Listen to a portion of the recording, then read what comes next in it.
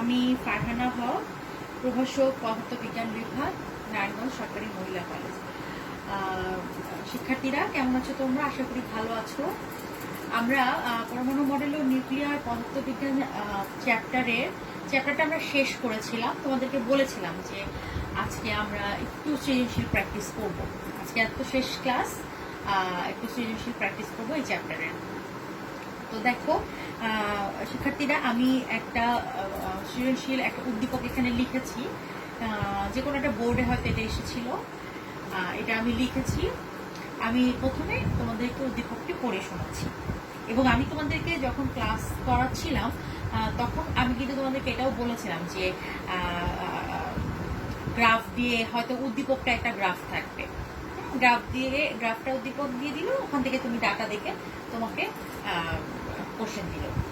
আচ্ছা দেখো, আমি এবং সেই রিলেটেডই আমরা করেছি। তোমরা গ্রাফটা বেশ ভয় পাও, তাই আমি আজকের উদ্দীপকটা সিলেক্ট করেছি গ্রাফ দিয়ে। দেখো এটা খুব মানে মজার এবং খুব সহজ। আচ্ছা ঠিক আছে, প্রথমে আমরা গ্রাফটা দেখি। তোমাদের কি মনে আছে আমি 6 অথবা 7 নম্বর লেকচারের দিকে এরকম এই গ্রাফটা করিয়েছিলাম তোমাদের, যখন আমি পড়াচ্ছিলাম, গড়াইও পড়াচ্ছিলাম, তারপরে বেশ কিছু ম্যাথও করেছিলাম, মনে আছে তোমাদের? আচ্ছা দেখো, গ্রাফের এখানে সময় দেয়া আছে, আওয়ারে দেয়া আছে। তার মানে এটা 10 আওয়ার, মানে এক্স অক্ষ বরাবর, আর ওয়াই অক্ষ বরাবর দেয়া আছে। কি থাকে আমরা জানি, ওয়াই অক্ষ বরাবর থাকে হচ্ছে অক্ষত পরমাণুর সংখ্যা, আর এক্স অক্ষ বরাবর সময়, কিন্তু সময়টা দেয়া আছে আওয়ারে। মানে এখানে 10 ঘন্টা, 20 ঘন্টা, 30 ঘন্টা, 40 ঘন্টা এভাবে। আর এর নট কি ছিল তোমাদের মনে আছে? এর নট ছিল প্রারম্ভিক সংখ্যা পরমাণুর, মানে ভাঙনের পূর্বে সংখ্যা, পরমাণুর সংখ্যা। আর n/2 তো আমরা জানি, যখন পরমাণু সংখ্যা অর্ধেক হয়ে গেল, এখানে n/4। আচ্ছা দেখো, গ্রাফ দেখে, গ্রাফটা এখানে আছে, আর এখানে প্রশ্নটা দেখো। প্রদত্ত লেখচিত্রে একটি অজানা তেজস্ক্রিয় মৌলের জন্য সময়ের সাথে অক্ষত পরমাণুর সংখ্যা দেখানো হয়েছে। আচ্ছা কি কি প্রশ্ন বলেছে? চেইন বিক্রিয়া কি? ক নাম্বার তেজস্ক্রিয় ক্ষয়সূত্র ব্যাখ্যা করো। উদ্দীপকে প্রদত্ত অজানা মৌলের গড় আয়ু নির্ণয় করো। আচ্ছা ঘ নাম্বার আছে মৌলটির 60% ক্ষয় হতে কত সময় লাগবে। এখানে আর একটু লেখা আছে, যেমন উদ্দীপকের প্রদত্ত তথ্য কাজে লাগিয়ে গাণিতিকভাবে বিশ্লেষণ করো। সেটা আমি আর পুরোটা লিখলাম না। আচ্ছা এটা ক আর খ তোমরা আমি জানি পারবে, তারপর বলে নেই আসলে চেইন বিক্রিয়াটা কি বলো তো। লাস্ট ক্লাসেই বলেছিলাম চেইন বিক্রিয়া, লাস্ট ক্লাসের আগের ক্লাসে চেইন বিক্রিয়া নিয়ে কথা বলছিলাম, মনে আছে তোমাদের?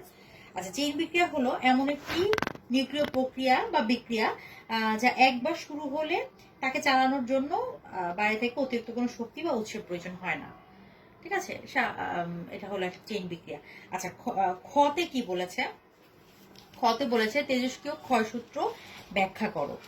আচ্ছা এখানে তেজস্ক্রিয় সূত্রটা তো অবশ্যই বলতে হবে, সাথে তোমার ব্যাখ্যাটাও আসবে। হ্যাঁ, 2 মার্কস পেতে হলে তুমি ব্যাখ্যা সহ লিখতে হবে।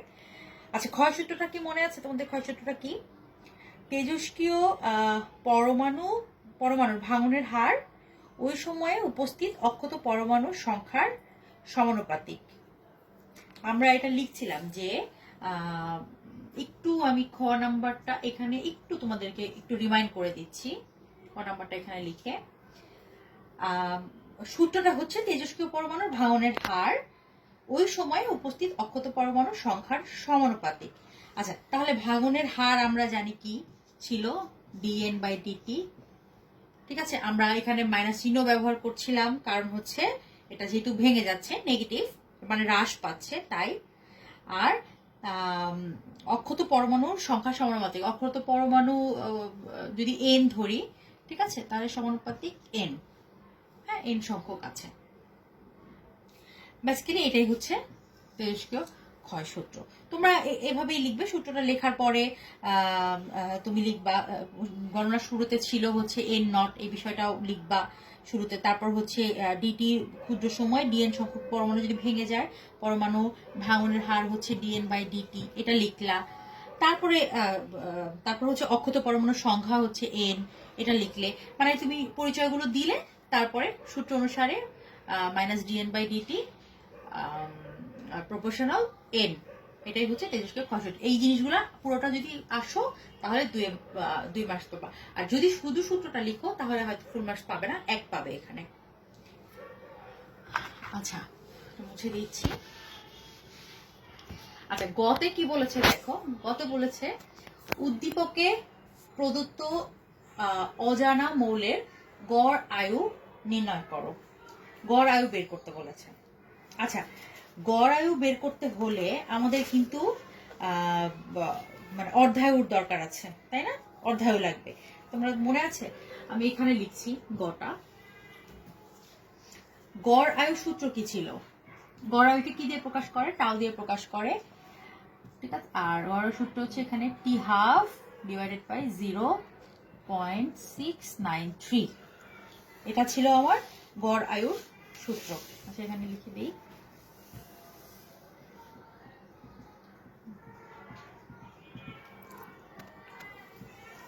প্রশ্ন তো আমি এখানে এটার অ্যান্সারটা লিখছি, গড় আয়ু। আচ্ছা, তার মানে এটা করতে হলে আমার t½ মানে অর্ধায়ু দরকার। t½ ছিল অর্ধায়ু, আমার অর্ধায়ু লাগবে। এখন তোমরা গ্রাফ থেকে অর্ধায়ুটা বের করতে পারবে কি? একটু দেখো তো। গ্রাফে এখানে বলা আছে n0। n0 হচ্ছে প্রারম্ভিক পরমাণুর সংখ্যা, মানে ভাঙনের পূর্বে সংখ্যা। তারপর তো সে আস্তে আস্তে ভেঙে যাচ্ছে, সময়ের সাথে সাথে সে ভেঙে গেছে। আচ্ছা দেখো, মানে অর্ধায়ুর ডেফিনেশনটা কি ছিল? অর্ধায়ুর ডেফিনেশনটা ছিল পরমাণু যখন ভেঙে অর্ধেক হবে, মানে যে সময়ে পরমাণুর সংখ্যা অর্ধেক হয়ে যাবে। এখন পরমাণুর সংখ্যা অর্ধেক এখানে হয়েছে n/2, তার মানে এখানে পরমাণুর সংখ্যা অর্ধেক হয়েছে। এখন পরমাণুর সংখ্যা কখন অর্ধেক হলো? মানে আমি যখন এক্সপোনেনশিয়ালি এভাবে হ্রাস পাচ্ছিলাম, তুমি দেখো এই 10 আওয়ার থেকে একটা স্ট্রেট লাইন উঠালা, আবার এখান থেকে যদি একটা স্ট্রেট লাইন দাও, তারা দুজন কোথায় মিট করেছে? তারা দুজন এইখানে এসে মিট করেছে। তার মানে আমি বলতে পারি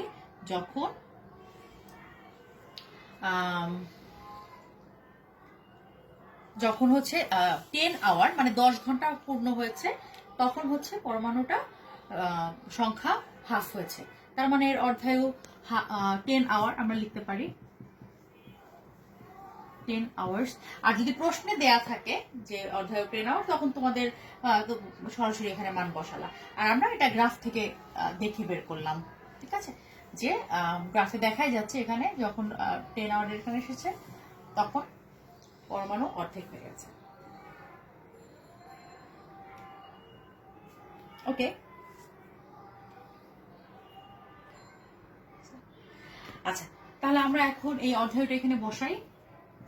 10,693, ঠিক আছে? এটা তোমরা ক্যালকুলেশন করবা, ক্যালকুলেশন করলে এটা আসবে হচ্ছে 14.43 আওয়ার্স। এটা আওয়ার্সে ছিল, তাই আমার রেজাল্টও আওয়ার্সে আসবে। এটা যদি দিনে থাকতো তাহলে আমার রেজাল্ট আসতো দিনে, ডে। আচ্ছা, আমরা কিন্তু পেয়ে গেলাম উদ্দীপকে প্রদত্ত অজানা মৌলের গড় আয়ু নির্ণয় করো। আমরা কিন্তু গড় আয়ু পেয়ে গেলাম, ঠিক আছে? আচ্ছা, এবার আসি আমরা ঘতে। মৌলটির 60% ক্ষয় হতে কত সময় লাগবে?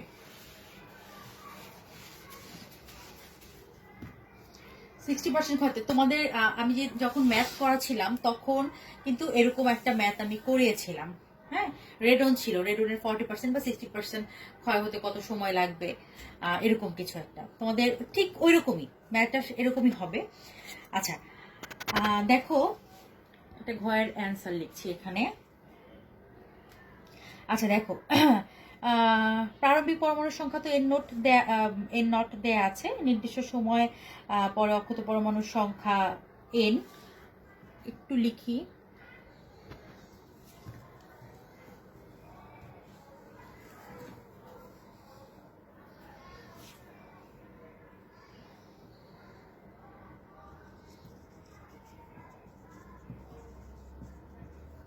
প্রাথমিক পরমাণুর সংখ্যা হচ্ছে n0, আর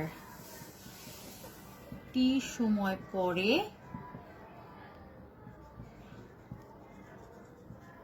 পরমাণুর সংখ্যা ধরলাম n। আচ্ছা, যেহেতু 60% ক্ষয় হচ্ছে, তাহলে আমার অবশিষ্ট থাকে কত পার্সেন্ট? অবশিষ্ট থাকে 40%, তাই তো? আচ্ছা, তাহলে আমি কি বলতে পারি?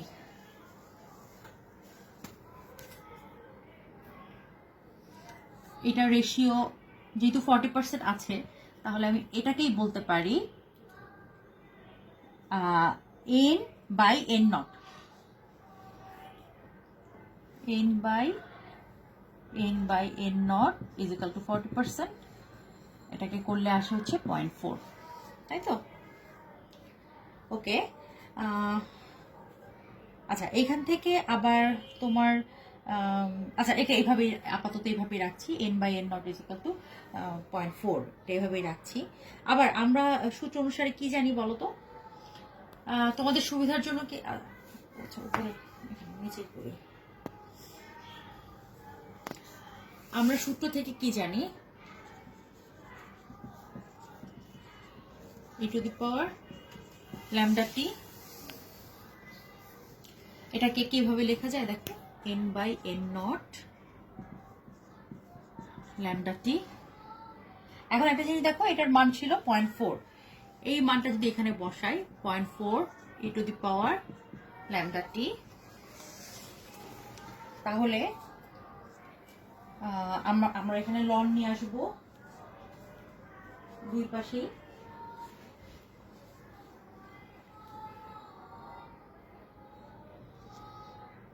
এখানে হচ্ছে লন 0.4 আর এখানে আসবে মাইনাস ল্যামডা টি।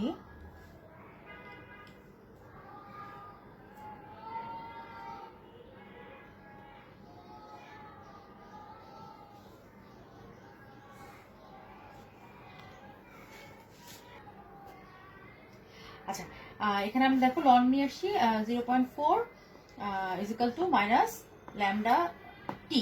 আচ্ছা, আমরা এখানে ল্যামডাটা কিন্তু প্রথমে বের করে নিইনি, আমরা ল্যামডাটা একটু বের করে নেই। আমরা একটু সাইডে, এখানে সাইডে ল্যামডাটা বের করি। ল্যামডাটা কি ছিল? অবক্ষয় ধ্রুবক ছিল। হ্যাঁ, অবক্ষয় ধ্রুবক আমরা কিভাবে বের করব? অবক্ষয় ধ্রুবকের সূত্র কি? 0.693 divided by T half. T half আমরা জানি 10 আওয়ার, তাই তো? এখন এটা ক্যালকুলেশন করো, এখানে 10 বসাও। 0.693 যে 10 আওয়ার বসাই, এটার রেজাল্ট আসবে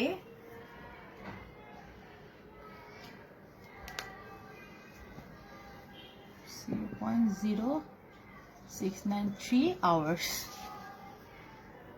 আচ্ছা, এই মানটা তুমি এখানে বসাবা।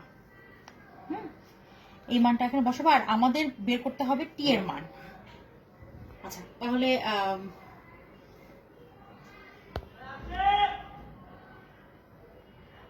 আমরা এই লন 0.4 এর মানটা আমরা বসাবো। এখানে একটা মাইনাস আসবে, আমি একবার এখানে লিখছি, দেখো টিটা এই পাশে রেখে পরের লাইনে লন 0.4 মাইনাস ল্যামডা টি।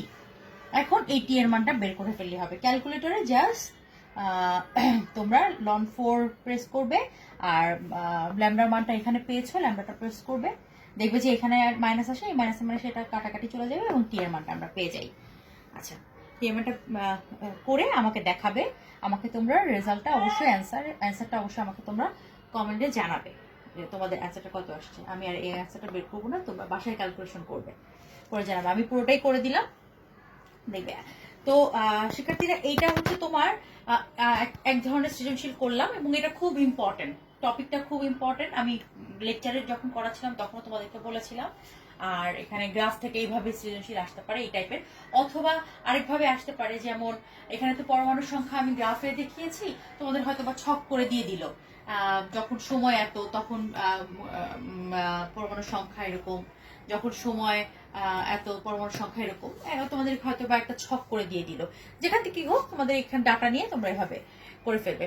মূলত যে কথাটা বলতে চাচ্ছি, তোমাদের বইয়ে এই রিলেটেড যে ম্যাথগুলো আছে, এই ম্যাথগুলো যদি তোমরা ঠিক মতো করো, হ্যাঁ, তাহলেই হচ্ছে তোমরা যে সৃজনশীল ঘুরায় পেঁচাই তো আসবে, এখানে এই ম্যাথগুলো থেকেই ঘুরায় পেঁচায় সৃজনশীল চলে আসবে, প্রশ্ন আসবে।